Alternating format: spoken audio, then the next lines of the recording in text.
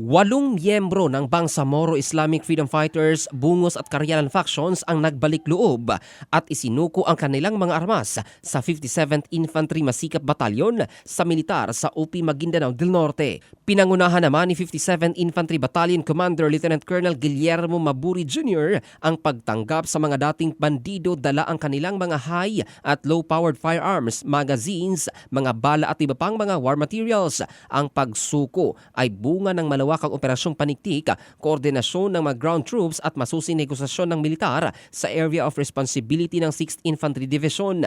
Ang mga surrendery ay formal na iniharap kay 603rd Infantry Brigade Commander Brigadier General Michael Santos, mga local chief executives, BARM officials, PNP, Joint Peace and Security Teams at mga IP leaders sa AOR ng 57th IB. Nakatanggap naman ng mga food packs at cash assistance mula sa Ministry of Indigenous Peoples Affairs, UMIPA BARM at LGUs.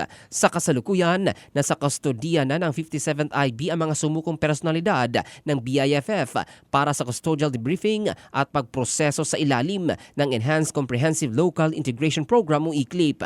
Samantala, ang mga nakumpiskang mga baril at war materials ay ligtas na kaimbak sa battalion headquarters.